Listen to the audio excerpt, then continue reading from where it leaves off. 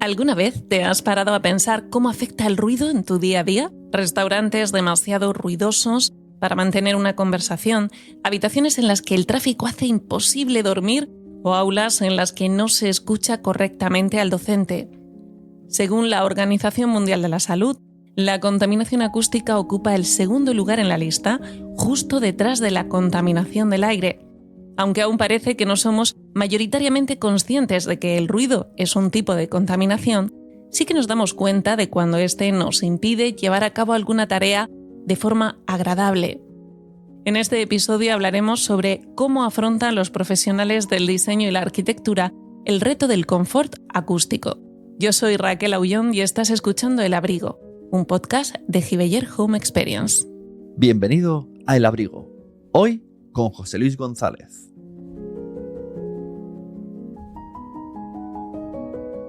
Según la Real Academia de la Lengua Española, ruido es un sonido que molesta o incomoda a los seres humanos o que les produce o tiene el efecto de producirles un resultado psicológico y fisiológico adverso.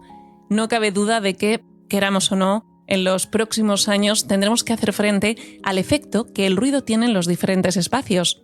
Todos, profesionales y usuarios, podemos poner nuestro granito de arena para hacer que el ambiente sea mucho más agradable y saludable en lo que a acústica se refiere. Para aclararnos las muchas dudas que tenemos y contarnos hacia dónde deben caminar el diseño y la arquitectura en este campo, tenemos hoy con nosotros a José Luis González, ingeniero industrial, especialista en acústica aplicada, una rama de la ingeniería que mide el impacto del ambiente sonoro en las personas. José Luis, bienvenido al Abrigo. Hola, muchas gracias.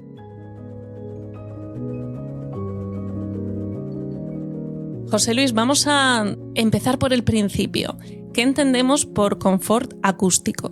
Yo empezaría al revés, empezaría por lo que es ruido. Y ruido, aparte de la definición que tiene la Real Academia, hay otro que quizás sea más claro para todos, que es una sensación que interfiere con la actividad humana.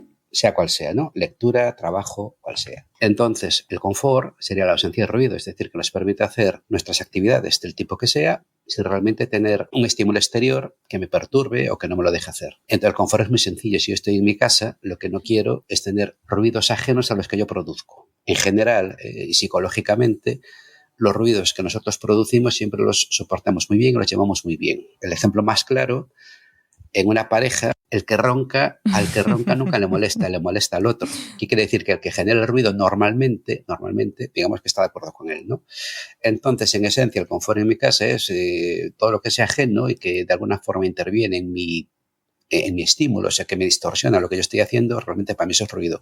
Y confort sería evitar todo ese tipo de situaciones, bien ruidos de la calle, ruidos del vecino, etcétera, etcétera. Y además debemos tener en cuenta que no todas las personas percibimos igual el sonido y por lo tanto el ruido, ¿verdad? Exacto. Como seres humanos, que somos totalmente diferentes, y entre las diferencias tenemos una que es esencial, que es el oído. No todos los oídos son iguales y por lo tanto su funcionamiento difiere de unos a otros, ¿no? Quiere decir, el sonido, que son 3 partes más una. El más una es la que tenemos en el cerebro, que no forma parte porque está en el cerebro, pero también interviene. Un conducto auditivo que tenemos todos, pues esa variación de que puede ser a lo mejor 2 milímetros, 3 milímetros de unos a otros, pues hace que la percepción de ciertas frecuencias sea diferente. Y mi sensibilidad a ruidos puede ser que a mí me moleste y a ti no tanto. Eso es un poco, esa parte subjetiva pues va con nuestra percepción y va unida a la parte fisiológica, que es nuestra parte de percepción. Claro, es muy interesante esto que dices, de que hay cierto aspecto subjetivo en la percepción del sonido, del ruido también, porque hay sonidos que nos acompañan y casi nos ayudan a concentrarnos y otros que nos perturban, y esto de nuevo puede ser diferente para cada persona. Sí, eso va por ahí. Luego hay aspectos de trauma psicológico, otras cosas que tenemos, pues nuestro cerebro también asocia. Igual que tenemos olores que se asocian a cosas buenas, cosas malas, pues a veces los sonidos no es en sí el aspecto fisiológico que me moleste, sino que lo tengo ya asociado y lo que me repercute o la sensación que me da, ¿no? Pero bueno, eso suele ser el menor de los problemas. Los problemas que yo capto en estas cosas es más bien fisiológico, que el ruido me molesta. Actualmente en las ciudades sabemos que hay normativas que regulan los niveles de ruido, pero en general diríamos que hay un exceso de ruido. Vamos a ver. En las ciudades sí, porque simplemente su funcionamiento. En las ciudades, cuando estamos en el régimen normal de funcionamiento, pongamos, desde las 10 de la mañana hasta las 10 de la noche, por poner unas... poniendo lo que dice, pues por ejemplo, el Estado español sobre esto, ¿no? Un rango horario. Desde las 8 de la mañana, pongamos, hasta las, creo que es 5 de la tarde, aproximadamente. Bueno, pues hay un funcionamiento y una actividad. Esa actividad genera ruido, pues de coches, de gente en la calle hablando, etcétera. Todo ese ruido que nosotros percibimos es lo que se denomina ruido de fondo. Está ahí, digamos que no lo reconocemos individualmente, pero en su conjunto sí lo tenemos.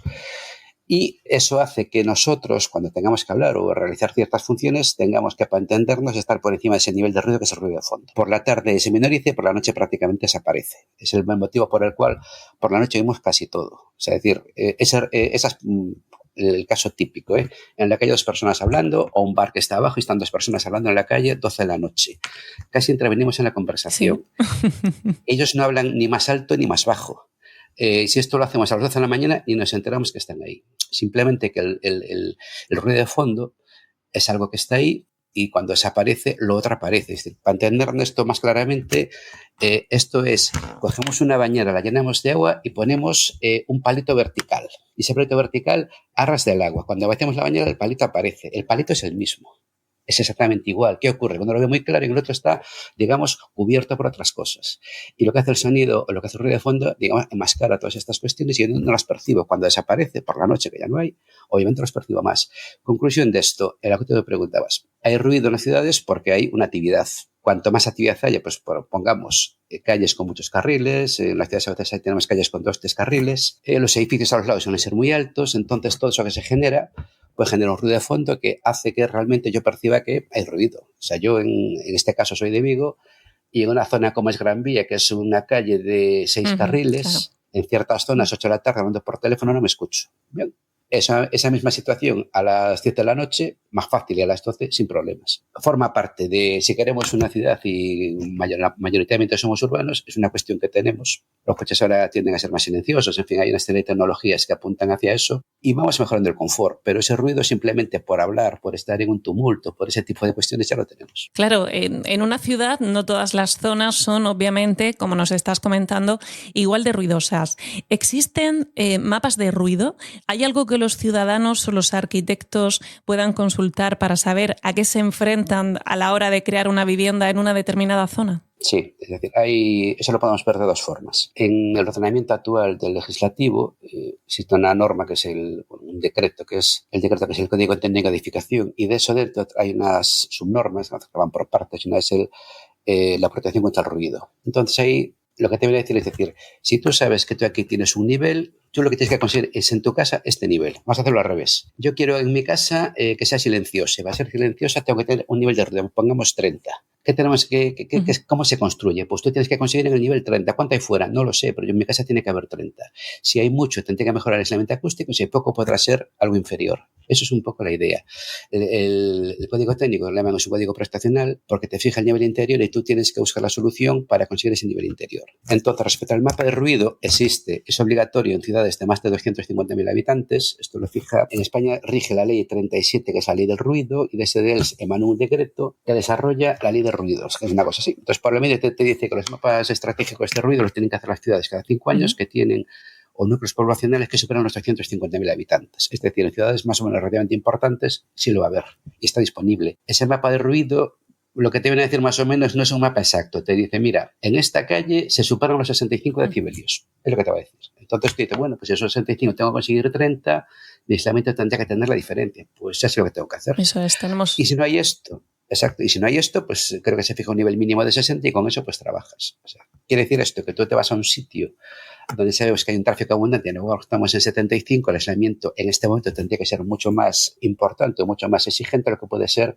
en una zona residencial sin tanto tráfico. En estos días, además, se ha abierto un debate sobre este tema en Europa porque en París se ha aprobado hace poco que el alcalde de la ciudad pueda denegar la licencia urbanística para la creación de alojamientos turísticos cuando exista riesgo de contaminación acústica excesiva, pues por la ubicación, las características o la escala del proyecto. ¿Estamos cerca de algo así en España? En España, en muchas ciudades ponen zonas acústicamente protegidas y eso limitan cuestiones de ese estilo, En Vigo hay zonas que ponen zona acústicamente protegida, que quiere decir locales que a priori ya las propias ordenanzas de los ayuntamientos lo fijan, pues son unas zonas donde tú no puedes establecer cierto tipo de locales que se sabe que van a van a aportar una contaminación acústica. Eso creo que está en todas las ciudades, en Madrid, en Murcia, en Albacete, seguro que buscamos en las ordenanzas y hay zonas que te ponen esa protección. Lo que conocemos habitualmente como zonas en marcha suelen ser zonas protegidas por la acumulación de gente, porque suelen ser pubs que ponen música, conciertos, etcétera, etcétera, etcétera, ¿no? A menudo escuchamos a alguna persona decir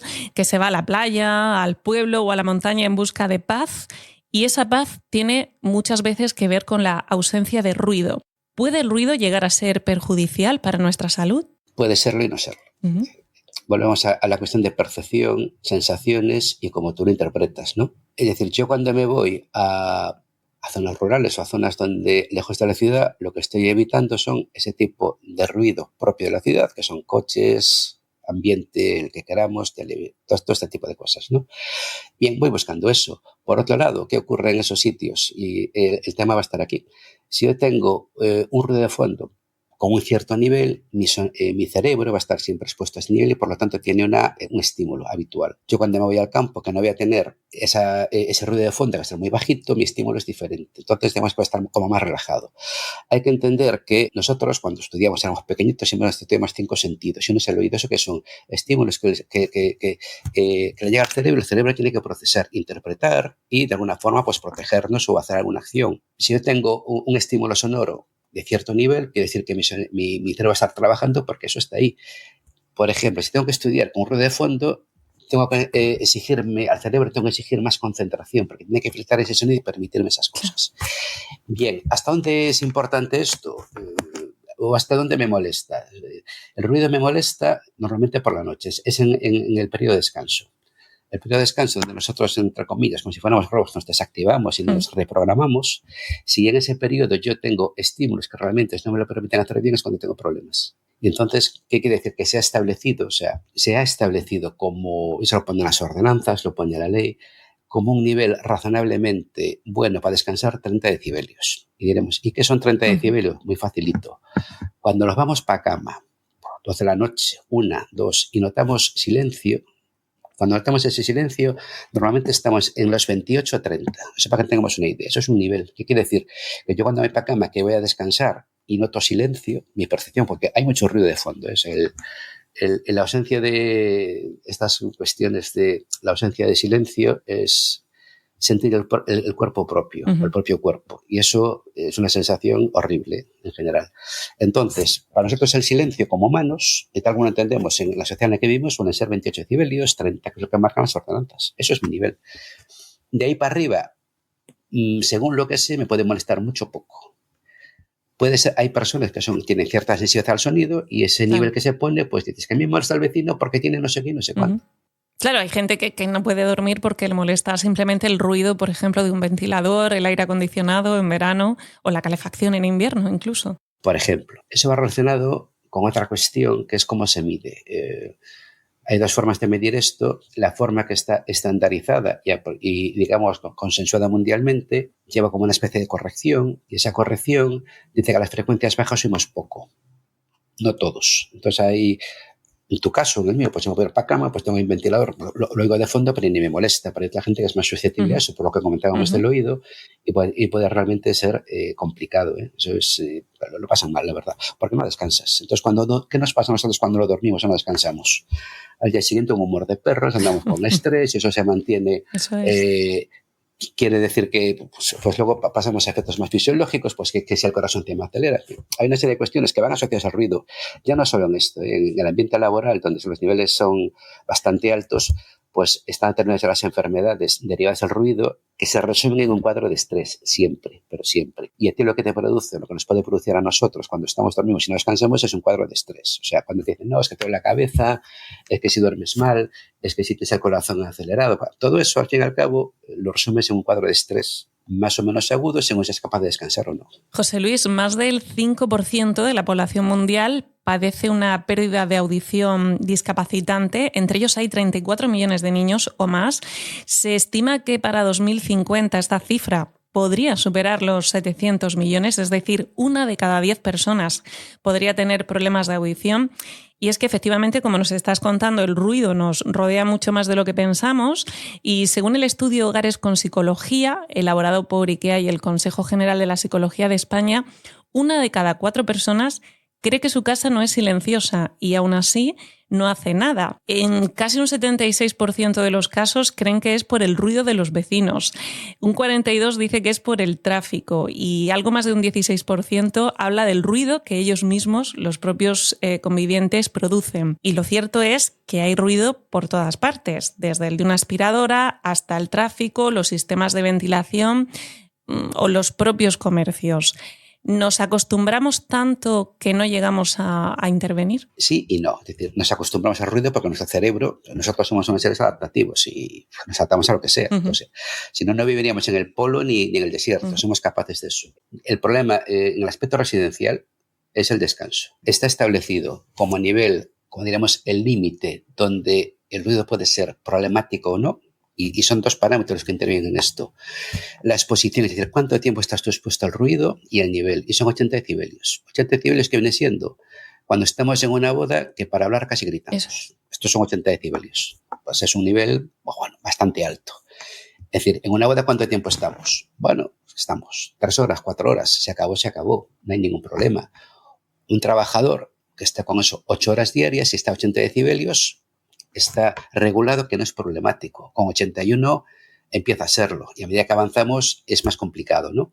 ¿Qué nos pasa a nosotros? Pues que nos estamos subiendo a niveles de 40, 45, 55, etcétera. Si estamos por la noche, estamos en unos niveles de 30. Yo particularmente, mi opinión, y es una opinión personal, tiene que haber una exposición importante junto con un nivel relativamente alto para que eso ocurra. Si laboralmente, pensemos, si laboralmente a 80 decibelios o a 75, o sea, vamos a pensar que vamos a un pub, el típico pub, o a tomar una copa y tenemos la música que nosotros para hablar no estamos que parar al oído de la otra persona. Estamos en unos niveles de 90 y tantos y 100. Vale. Salimos de ahí, hemos descansado. El problema de las patologías que aparecen en relación al ruido es cuando tengo mucha exposición, estoy expuesto, o sea, un camarero que esté puede tener ese problema porque está muy expuesto, porque está expuesto a los niveles altos y está bastante tiempo ahí. Ahí puede ser un problema. Para nosotros, ¿en dónde nos puede incidir? En el descanso. Es decir, tenemos pues una actividad que realmente no nos deja descansar, que es un poco el sueño, todo lo que tenemos ahí es donde nos puede intervenir. Por el hecho de estar de día, que oyes ruido, esas cosas, estamos adaptados.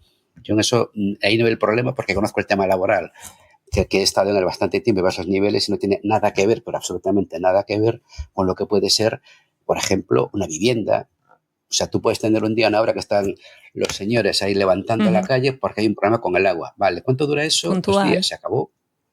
Eso. Es de día, hay más ruido, estamos ya más adaptados, pero de noche no se le ocurre hacer esas cosas. Entonces, desde mi punto de vista, esa situación, pues eso a veces te lo hacen por aquí. Hay un estudio que marca que los niveles son peligrosísimos a partir de no sé qué niveles, pero siempre estamos hablando, ese estudio está referido a horas de descanso y horas de sueño, no está referido a una actividad normal y diaria. Otro aspecto importantísimo, que es el que tú estás señalando también, es el de ya no solamente desde el punto de vista de la salud, sino cómo nos influye este ruido desde el punto de vista de la comunicación. Porque ponías el ejemplo de la boda, pero es habitual ir a cualquier tipo de restaurante y tener que elevar muchísimo la voz para poder hablar. Oficinas en las que es muy difícil comunicarse entre los compañeros. Bueno, por supuesto, los bares nocturnos de los que estamos hablando. ¿Qué necesita un espacio para ser acústicamente apto para la comunicación desde el punto de vista estructural? ¿Qué podemos hacer para que un espacio nos facilite al máximo la comunicación? Es decir, poder escuchar al otro y no tener que gritar nosotros. Es muy sencillo y desde el punto de vista de arquitectura muy fácil de implementar.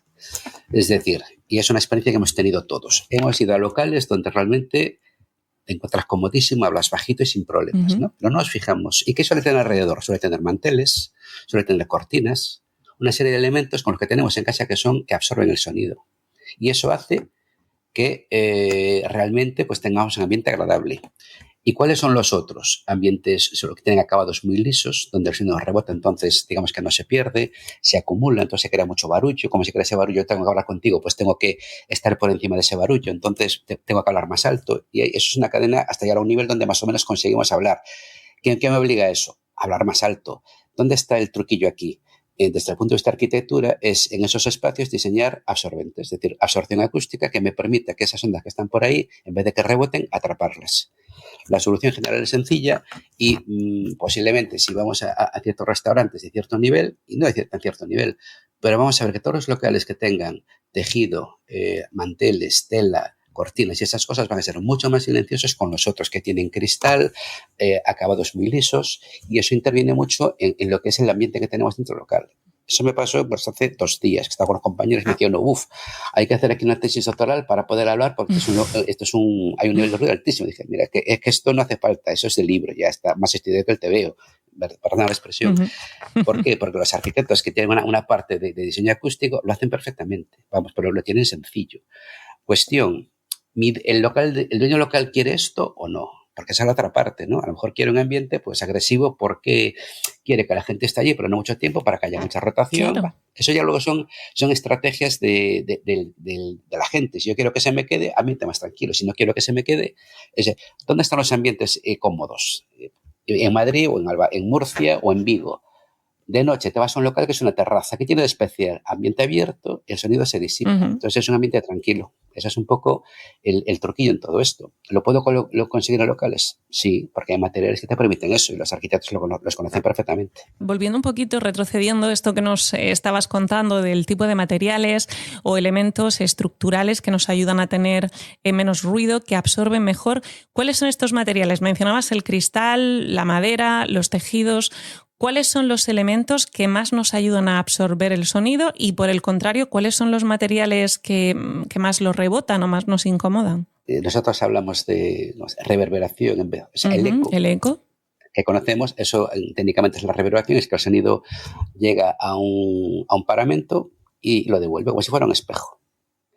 Entonces, esta cuestión va muy relacionada con el espectro de ruido. ¿Qué quiere decir esto? Nosotros oímos frecuencias desde los 20 Hz hasta los 20.000 en teoría. ¿Qué son los 20 Hz? Frecuencias muy graves, es decir, cuando oímos el zumbido de la lámpara que tenemos en el techo, los tubos fluorescentes, esos son 100 Hz. Y los sonidos muy altos, pues de cuando vemos que despega un avión, que es un silbido, esos son 12.000. De ahí para arriba, poca gente es capaz de oír llegar hasta los 20.000. Tiene que ser oídos ya más fino. O muy jóvenes, tal, sí, niños. O sea, nuestra máxima percepción auditiva es cuando tenemos 10 años. Eso es, digamos que es cuando mejor oímos. De ahí vamos perdiendo y de atrás vamos ganando. Es una cosa así, ¿no? Entonces, quiere decir que ¿eso en qué supone? Hay un concepto en acústica que es la longitud de onda. Que a todos nos han contado en física y te da la longitud de onda, frecuencia, todo al mismo nivel. Pero la longitud de onda es una cuestión muy particular porque es una distancia, nos mide un tamaño. ¿Y esto qué quiere decir? Que las ondas graves, como comentábamos antes, de 100 Hz, son unas ondas muy grandes y por lo tanto no cogen en cualquier sitio. Y las ondas agudas, que son mucho más pequeñas, cogen en cualquier sitio. ¿Esto a qué me lleva? A que si yo pongo un tejido que es capaz de, porque los tejidos, todos sabemos que tienen unos tamaños, tienen unos huequecitos, si mis ondas agudas entran por esos huequecitos, me desaparecen. ¿Qué quiere decir? Que un tejido me va a absorber sonidos agudos y los graves no, porque no le entran. Y esa es la cuestión. Entonces yo puedo coger materiales y puedo incluso seleccionar sobre qué frecuencias actúo. Cuando estamos hablando de actividad humana, de locales, etcétera, estamos hablando de frecuencias que suelen ir desde los 200 Hz hasta los 4.000. Lo normal que se bajan los locales entre los 200 y los 1.000, y con eso arreglas bastante, porque estás quitando la inmensa mayoría de los sonidos que producimos nosotros hablando, de las botellas y esas cosas que salen en un local. Entonces tú, si tienes esos materiales que están perfectamente catalogados, hay muchísimos fabricantes que los hacen, tú los colocas y consigues realmente absorberlos.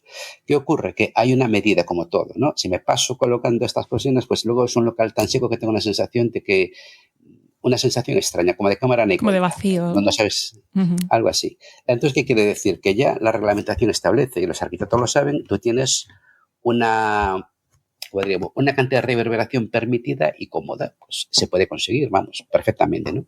Ese es el tema. Todos los materiales que se usan y son fundamentalmente los acabados. Si el acabado es liso, rebota. El cristal no es bueno. El mármol no es bueno. Las paredes pintadas lisas no son buenas. Generan siempre, quiere decir que los dedos llegan ahí y rebotan como si fuera un espejo, tal cual. Ahora, todo lo que sean materiales porosos nos van a ayudar, siempre. Tejidos, o sea, lo que decía yo, colocas un restaurante con manteles, vas, llegas por un ambiente silenciosos, está fenomenal, suelen tener cortinas, buscan ya otra decoración.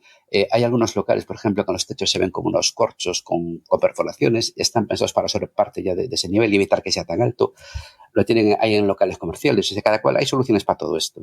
Entonces, en general, los mejores materiales para eso son los materiales que tengan una absorción.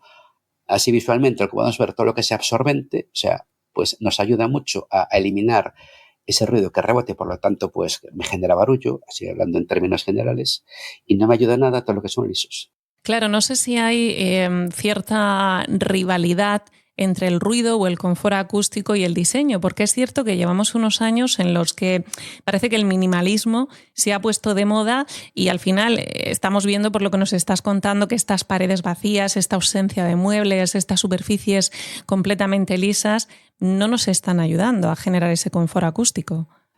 Eso lo vemos, ¿eh? Cuando vamos a un piso y está vacío, tenemos eco. Hay una reverberación y está ahí. Ahora, tú cuando le pones tu vida, pues pones las camas, pones las cortinas, pones las alfombras, todo eso ha desaparecido.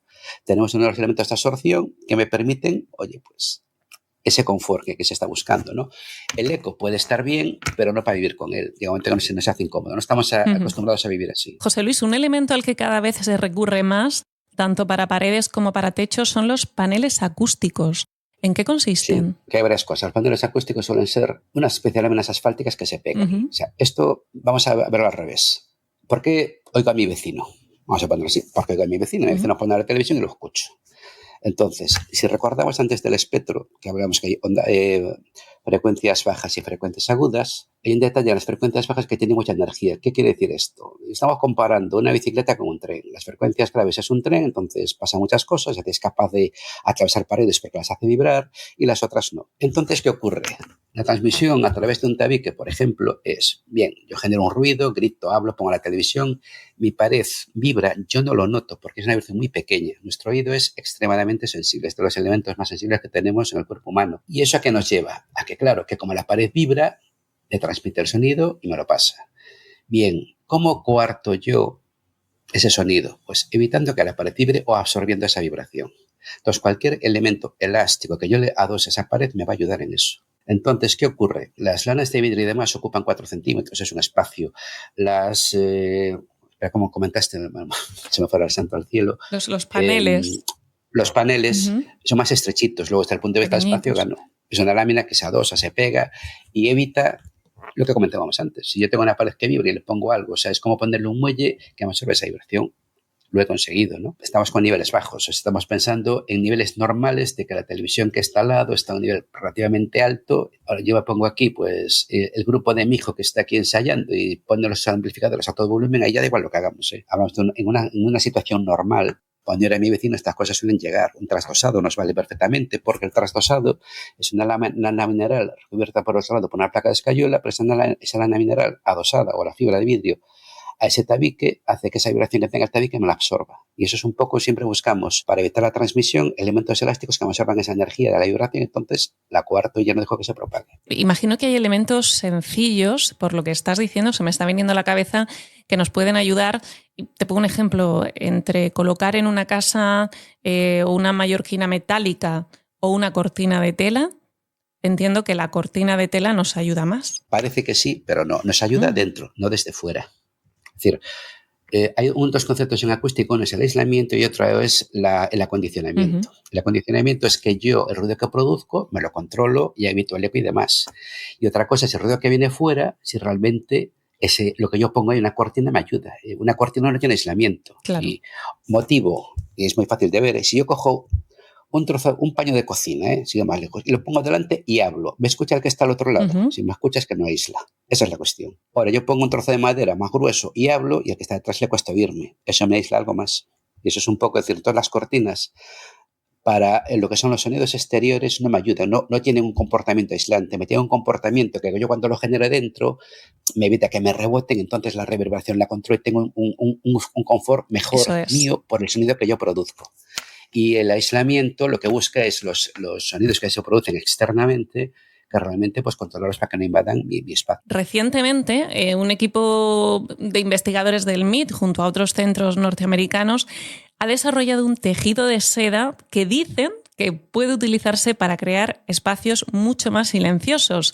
Este tejido del que hablamos, para que se nos entienda, es un poquito más grueso que un cabello humano y contiene una fibra especial que vibra cuando se le aplica un voltaje. Esto a priori nos parece complicadísimo. ¿Cómo funciona?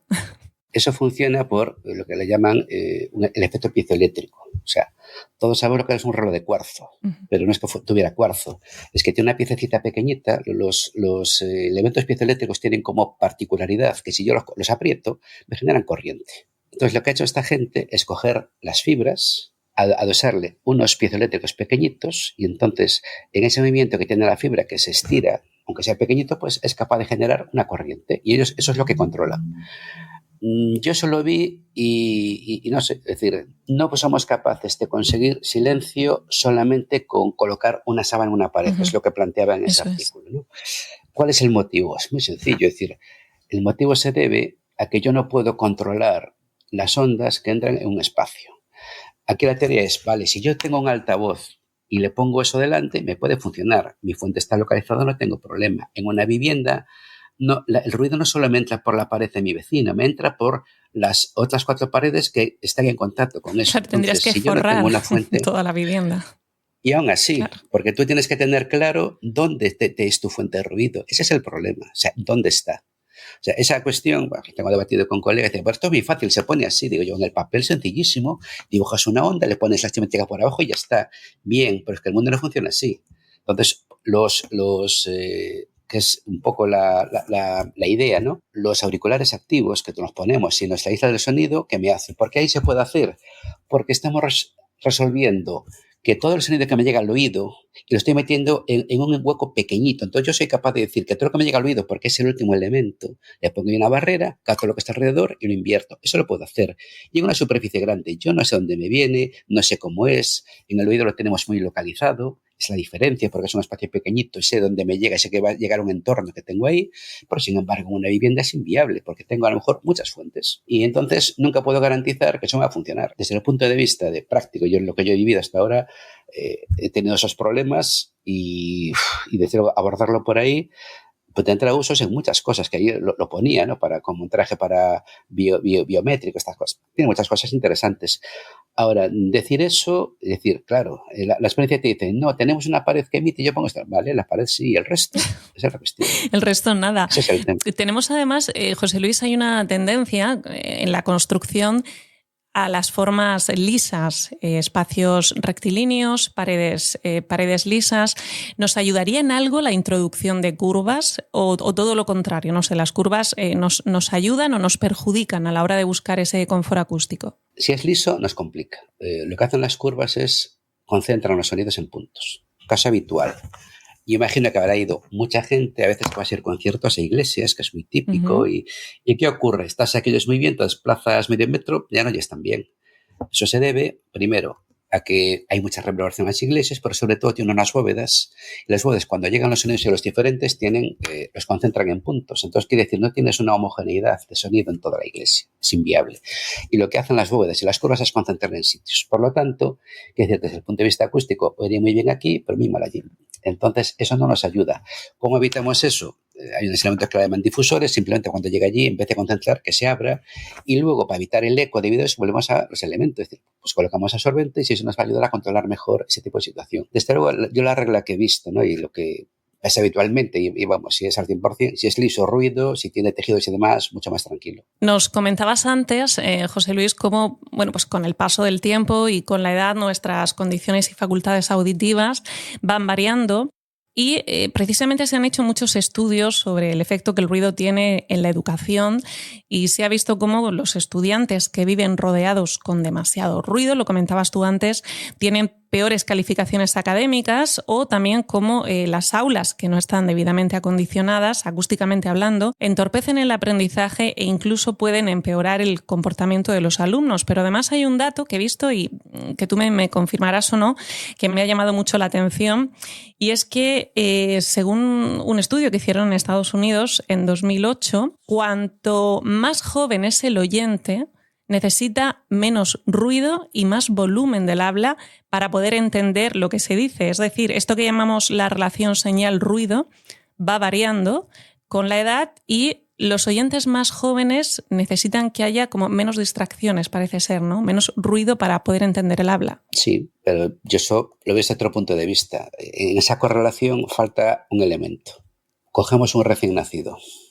Perímetro craneal del orden de 35 centímetros. ¿Cómo es su oído de tamaño? Pequeño. ¿Cuándo tenemos por lo que he visto, la máxima audición o el oído, digamos, en su máxima definición y esplendor? 10-11 años.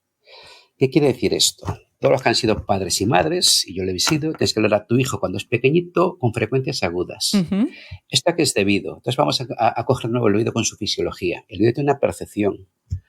El canal auditivo tiene un tamaño. Ese tamaño va relacionado con la longitud de las ondas. Si el oído es pequeño, las ondas tienen que ser pequeñas, es decir, van a escuchar mejor las agudas. Nosotros cuando estamos en clase, los profesores le hablan a los niños, le hablan en un ambiente normal, no varían tu frecuencia agudo o grave, hablan siempre igual. ¿Eso qué quiere decir? Que para los niños les cuesta más entender a una persona adulta para cuyas frecuencias su oído no está preparado, pero en torno a 10 años que sí está preparado. Es decir, el entendimiento, la percepción de las cosas lo va a hacer mejor un niño de 10 años que tiene un oído ya perfectamente desarrollado y acomodado, que uno de 6 que todavía está creciendo. Entonces, si le está creciendo, el oído es más pequeño, su sensibilidad a las frecuencias es más aguda. ¿Y esto en qué se traduce? Que si yo quiero que me entienda, a nivel que estoy hablando, ahora tengo que gritar más. Porque nosotros percibimos el sonido de varias formas, y una es por vibración. Para que él se entere, porque su sonido, cuando lleguen las frecuencias de las que hablamos, pues les va a costar escucharlas, no has partido muy bien, le tienes que hablar más volumen para que entre en juego pues otras vibraciones y realmente complete eso. Conclusión de todo esto es eso. Entonces, para mí es más un tema fisiológico del ser humano como tal y de su crecimiento, y no tanto porque en ese estudio te dicen que eso se da, no te dicen el motivo. Y el motivo no creo que sea un tema de comunicación y esas cosas. Simplemente es que cuando somos pequeños somos de una forma y cuando somos adultos somos de otra. Es que no hay mucho más. Yo eso es una opinión muy personal y yo en lo que he visto, yo en su momento en un trabajo de fin de grado habíamos estado en las UCIs de los neonatos. Uh-huh. Y me preocupó por este tema y me llamó la atención pues la respuesta a este tipo de cosas. Y analizando todo esto, pues en cuanto empecé a ver relación a los perímetros craneales con lo que son las longitudes del oído, entonces al final te vas dando cuenta de que es pequeño. Entonces, para que nos hagamos una idea, si en tu programa ahora colocas una frecuencia de sobre 3.500 hercios, la mitad se quita los auriculares y lo que oiga escandalizado, porque es una frecuencia molestísima. ¿Por qué? Porque nuestro conducto auditivo es la longitud de onda que entra perfecta. Entonces, la que más oímos. Eso, para hacerlo con un niño igual tienen que ser 5.000. Y si es un recién nacido, igual tienen que ser 6.000. Cambia bastante. Y con eso toda la percepción y todo lo que tenemos de sonido. Entonces, desde mi punto de vista, y es una opinión muy personal, creo que ese tipo de comportamiento o ese problema se está dando simplemente porque su oído no está adecuado, desarrollado suficientemente como para captar, porque estamos hablando de un profesor que habla igual en todos los niveles. Claro, esto abre un tema, ¿no? También muy interesante en el que tenemos que replantearnos un poco cómo se utilizan esas tonalidades a la hora de hablar en las aulas y cómo nos ayuda la modulación también efectivamente para el entendimiento. Y allí otro tema, José Luis, por el que no quiero dejar de preguntarte, porque el ruido, estamos hablando mucho del ruido que proviene del exterior, por ejemplo, en nuestros hogares, suele colarse por las juntas, sobre todo por las ventanas, si tienen un mal cierre, o por las cajas de las persianas. ¿Esto significa que generalmente una mala insonorización va unida a un mal aislamiento térmico? No. Cuando ponemos un aislamiento térmico, hay una parte que es, digamos, la resistencia que ofrece al paso de calor, para hacerlo de una forma, se mide la conductividad. Y por otro lado tenemos lo que nos aporta acústicamente. Yo cuando se pone un aislamiento, en general funcionan en conjunto. Es decir, lo que hace el aislamiento térmico, que suelen ser fibras y este tipo de fibras o las minerales normalmente me ayudan desde el punto de vista vibratorio, porque lo que decíamos antes, como se observa la vibración, me viene bastante bien. Si pongo poliestireno, las típicas, o poliestireno, que son el corcho blanco, todo este tipo de cosas que son algo más rígidos, no me ayudan tanto. Pero ahí la función de aislamiento lo lleva a la fachada, lo lleva a la pared y tal. ¿Qué ocurre? Cuando yo pongo una ventana, al poner la caja de persiana, lo único que estoy poniendo es un trozo de madera que es lo que me aísla del exterior. Y un trozo de madera no tiene el aislamiento que tiene un tabique de ladrillo, por poner. Otra, si uso ventanas de corredera, pues muy habitual, si la tengo sencilla, las juntas con el sol se acaban estropeando y por ahí esas pequeñas grietas, en cierta manera, una grieta pequeñita, me rebaja el aislamiento de cualquier cosa un 80%. Es decir, voy a ver cosas. Claro. Es decir, aquí con que tengamos un pequeño agujerito, ya está, es suficiente para saber que esto existe. O un clavo, que meto el clavo de cuadro y llego hasta el tabique más externo de lo que es la fachada y ya tengo una comunicación. Y entra siempre por vibración. Luego las paredes se encargan del resto, ¿no? De transmitirnos la vibración al aire y que nosotros lo percibamos. Pero en general es eso. Entonces, normalmente las ventanas, que son los elementos más... yo el último, cuando fui a vivir en la casa donde vivo, pues cuando llegué, pues era una ventana sencilla. Dije, ostras, aquello estabas en la calle. Pusimos doble ventana, se puso por fuera, la sellaron bien, cambió totalmente pasó a ser silenciosa. ¿Qué pasó en todo esto? Que la caja de persiana quedó dentro de eso. Si la caja es externa, pues vamos a lo mismo. Tenemos una caja externa que nos entra y tu aislamiento que te va a dar tu caja de madera y el térmico es más duro porque te va a entrar por ahí aire. Entonces, tú no tienes un elemento que sea capaz de contrarrestar esa diferencia de temperatura, no hay forma. Lo que se hace ahora, pues se cogen esas cajas, ya están tratadas para conseguir todo eso, pero antiguamente, pones la caja de madera, y tú considerabas tu fachada y tu problema era la ventana. O sea, de hecho, desde el punto de vista de calor, por más calor se pierde, pero muchísimo es por el cristal. Por eso se mejoran las ventanas, la estanqueidad, los marcos, que son otro problema, se evita el puente térmico, es decir, que esté en contacto el exterior con el interior, y los cristales se mejoran enormemente. Con todo eso, o sea, conseguimos que la fachada, a lo mejor el cristal no tanto, pero sí mejoramos muchísimo el aspecto térmico y el aspecto acústico. O sea, cuanto más, es decir, en las ventanas, cuanto más estanqueidad le damos para el calor, mejor nos va a funcionar acústico, porque van enlazados. Nos viene mejor. Por el propio sistema, exactamente. Eso es, si nos está entrando frío, nos está entrando sonido y viceversa. Más o menos. Si me entra frío, quiere decir que los elementos que tengo de separación no son buenos. Entonces, desde el punto de vista acústica, van a vibrar mejor que si tiene más barreras, ¿no? Es un poco así como idea general, ¿eh? Tiene muchos matices esto, ¿eh? Pero como idea general, un poco, si vemos un cristal sencillo, pierde calor y el aislamiento térmico es pequeño. Pues es lo que hay, o el aislamiento acústico, perdón. José Luis, una última pregunta, porque podríamos hablar también de construcciones o de tipos de edificio que buscan un determinado sonido, como tú comentabas antes, por ejemplo, las iglesias con ese sonido hueco, los auditorios que deben tener una buena acústica para que se escuche bien en cada rincón. ¿Las posibilidades que tenemos hoy en día para jugar con el sonido son ilimitadas? No, en el mundo no hay nada ilimitado. Digamos que tenemos muchas posibilidades y ahí lo que es la imaginación y la profesionalidad de los que están en esto, arquitectos e ingenieros, realmente tienen soluciones. La cuestión en esto no es la solución, sino lo que cuesta. Es decir, yo te puedo decir, mira, que mi vecino me molesta. Y dice, perfecto, la solución te vale 12.000 euros y además te voy a quitar un 5% del espacio que tienes en tu habitación. Entonces decimos, renunciamos a esto, asumimos ese dinero, la solución está. Pero tiene un coste. Entonces, ahí está la cuestión. O sea, tú, un local de ocio, un local que va a hacer conciertos, pues se tiene que gastar en aislamiento a lo mejor, yo qué sé, 100.000 euros, depende del tamaño, pero es un dinero. Y con eso garantizas que tu sonido no revierte para el final. Más claro, muchos que se dedican a la música.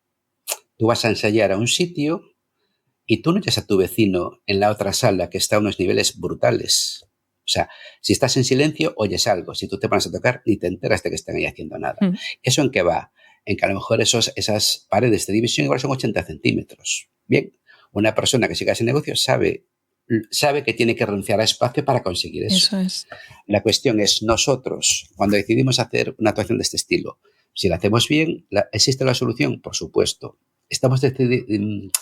¿Cómo diríamos? Estamos dispuestos a asumirla económicamente y lo que conlleva. Hay una cuestión de planificación que sin duda pues, hace que intervengan un presupuesto que es necesario. También debemos tener en cuenta el espacio, que lo podemos hacer más pequeño si queremos insonorizar mejor, y también el diseño que comentábamos antes. Al final, presupuesto, tamaño, diseño, todo tiene que ver con la planificación y debemos, ¿no?, tenerla en cuenta, o deberíamos intentar. Que si me permites apuntar por ahí, todo esto estamos hablando siempre en una hipótesis que todo está hecho. Ahora, ¿y si construimos? ¿Por qué oigo mis grifos? ¿Por qué oigo cuando el señor de al lado tira la cisterna? Pues es muy sencillo, porque las tuberías están en contacto con el suelo directamente, entonces esa vibración del agua se me transmite. ¿Y si yo esa tubería la envuelvo en un elemento antivibratorio, que tampoco es tan caro? Ya no lo oigo. ¿Y si construyo en mis paredes y resulta que le doy el espesor necesario, que tampoco es mucho más de lo que se suele poner? ¿Es una cuestión económica o es una cuestión entonces de planificación? Es una cuestión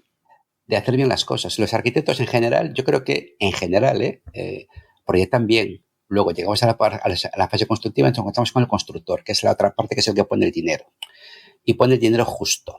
Y si esto me llega, me vale. Y si no me llega, pues vamos a ver cómo hacemos para hacer un apaño. Y el apaño no acaba bien.